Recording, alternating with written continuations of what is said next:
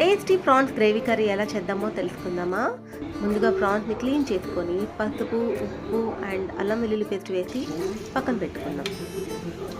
ఇప్పుడు ఒక కడాయి తీసుకొని కర్రీకి సరిపడా ఆయిల్ వేసుకొని కొంచెం జీలకర్ర అలా చల్లుకొని కట్ చేసి పెట్టుకున్న ఆనియన్స్, పచ్చిమిర్చి అండ్ కరివేపాకు వేసుకొని ఆనియన్స్ అండ్ పచ్చిమిర్చి బాగా వేగేదాకా వేసుకుందాం. కొంచెం గోల్డెన్ బ్రౌన్కి వచ్చిన తర్వాత కొంచెం పసుపు వేద్దాం. అండ్ తర్వాత జింజర్ గార్లిక్ పేస్ట్ అయితే వేసేస్తున్నాను. నేను 2 to 3 tablespoons ginger garlic paste అయితే వేస్తున్నాను.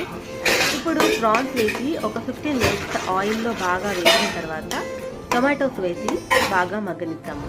ఈ టొమాటోస్ బాగా మగ్గిన తర్వాత కర్రీకి సరిపడా కారం అయితే నేను వేస్తున్నాను. అండ్ దెన్ సాల్ట్ వేస్తున్నాను.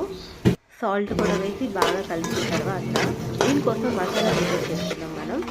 సో బేసిక్ స్పైసెస్ వేసుకొని నేనైతే మసాలా ప్రిపేర్ చేసుకుంటున్నానండి. ధనియాలు, జీలకర్ర, చెక్క, లవంగ అండ్ యాలకులు వేసి బాగా వేపుకొని మిక్సీ పట్టుకున్నాను. ఈ మిక్సీ పట్టుకున్న మిక్చర్ని నేను కర్రీలో వేసేస్తున్నాను.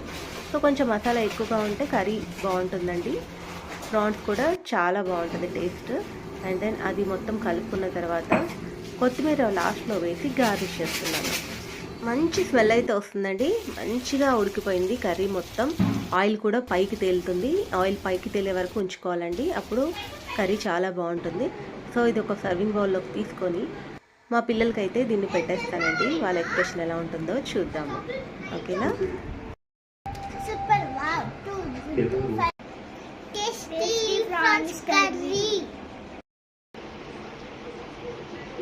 సూపర్ ఉంది. మదర్స్ డే అంటే మదర్స్ స్పెషల్.